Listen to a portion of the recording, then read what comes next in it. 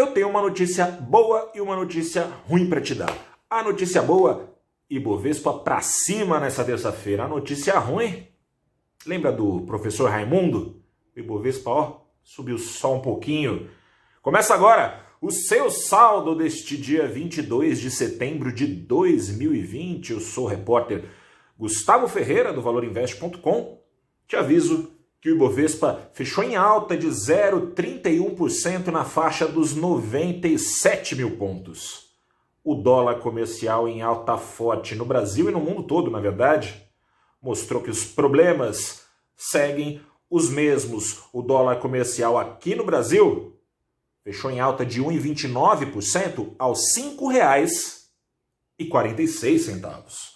Seguinte, dia todo o Ibovespa ficou com viés de baixa, ameaçando subir, cair, ameaçando subir, cair, ameaçando subir, cair. No final da sessão, influenciado pelas bolsas de Nova York, acabou pegando no embalo com ações de peso subindo só um pouquinho, na verdade, mas o suficiente para salvar o dia do Ibovespa.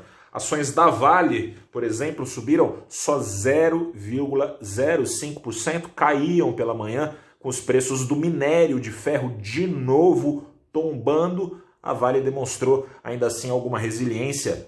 Embicaram para cima as ações da empresa. As empresas de siderurgia desde cedo ajudavam a amortecer o que era uma queda do Ibovespa. Papéis da CSN, que fez novas projeções para esse ano, de suas receitas, de seus lucros, foram beneficiados. A Vale, na mesma esteira, foi puxada para cima um pouquinho também. Ações da Vale, por exemplo, não conseguiram se segurar, embora tenham reagido junto com as ações lá em Nova York. No final do dia caíam, apesar da reação dos preços do petróleo em Londres. A estatal Petrobras não conseguiu se segurar. Os bancos, pelo menos, subiram um pouquinho. Não foi nada demais também. Caso ali de 1% no máximo. Suficiente também para ajudar o Ibovespa a se salvar no fim do dia, enquanto as ações em Nova York, aquela história, tudo que cai um dia sobe. Depois de 5 pregões em sequência do S&P patinando.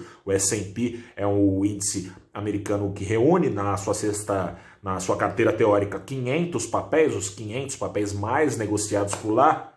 Interrompeu a queda, o Ibovespa foi atrás, mas minha gente, como eu dizia, a situação segue difícil e, na verdade, meio que na mesmice. Resumo geral, lá fora a pandemia segue assustando, sobretudo na Europa.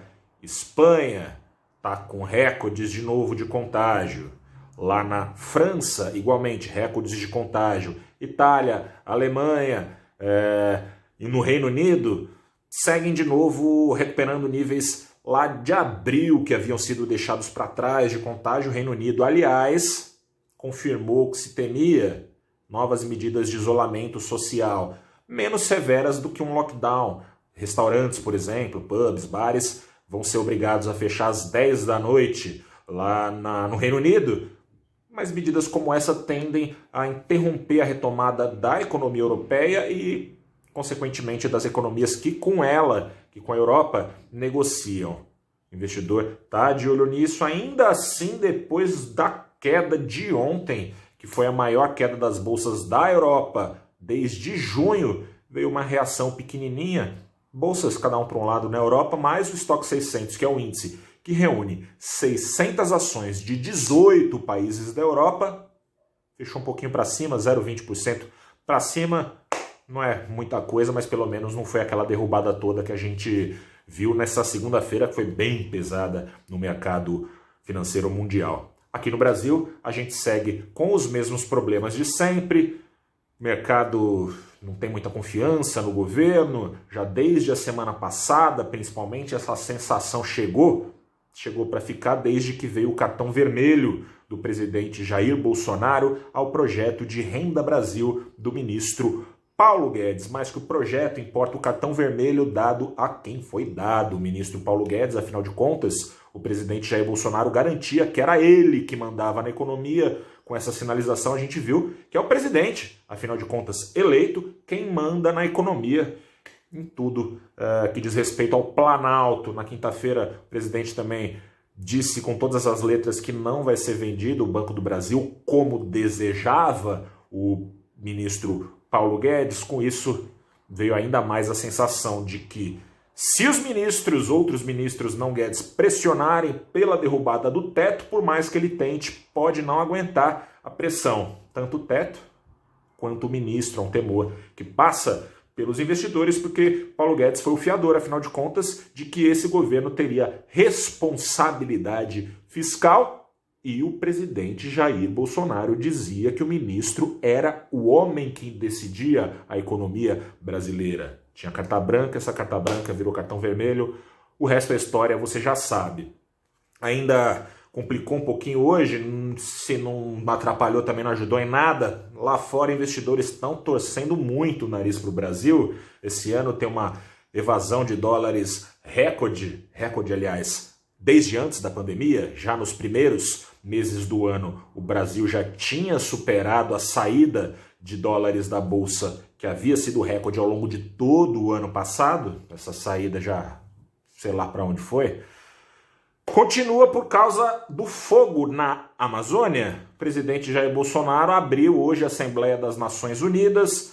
O centro do discurso dele foi negar a escalada das queimadas na Amazônia, que vem sendo registradas pelos satélites do Instituto Nacional de Pesquisas Espaciais, órgão federal, o INPE. O INPE garante que agosto foi o segundo mês de mais queimadas na Amazônia dos últimos 10 anos. Na última semana, uma série de países da Europa enviaram uma carta ao vice-presidente Hamilton Mourão pedindo explicações e dizendo que os seus consumidores querem consumir produtos alimentícios produzidos com sustentabilidade, respeitando o meio ambiente. Boa parte do gado exportado pelo Brasil para fora pasta lá na Amazônia, onde já foi floresta.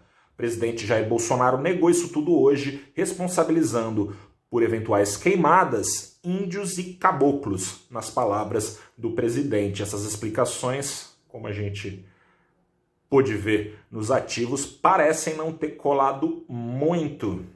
Vale acompanhar nos próximos dias se vai ter mais posicionamento de empresários de fora e de dentro do Brasil. Vale lembrar que em julho, um grupo de quase 40 lideranças empresariais brasileiras e estrangeiras do mercado financeiro, da indústria, do setor do comércio, pediram ao governo que cuide da questão ambiental. Com essas palavras, não parece realmente estar na pauta do governo assumir o problema que existe em relação às queimadas, não só na Amazônia, no Pantanal também. Você deve estar acompanhando no noticiário. O avião do presidente esses dias, aliás, arremeteu por causa das queimadas lá no Pantanal.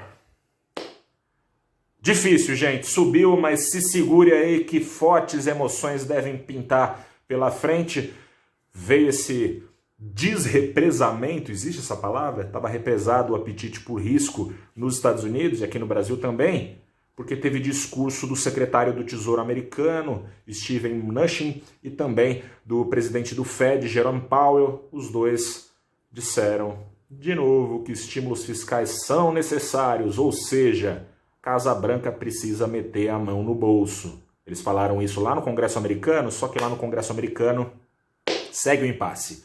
Enquanto se aproximam as eleições da Casa Branca, republicanos e democratas não entram em consenso. Ainda assim, depois de acompanhar o que eles estavam falando lá, investidores resolveram ir à caça de pechinchas lá nos Estados Unidos, voltaram a puxar ganhos as ações de tecnologia. Já falei bastante por aqui, fico por aqui então. Amanhã eu volto com o próximo saldo do dia. Eu sou Gustavo Ferreira, repórter do Valor Invest. Boa noite. Tchau.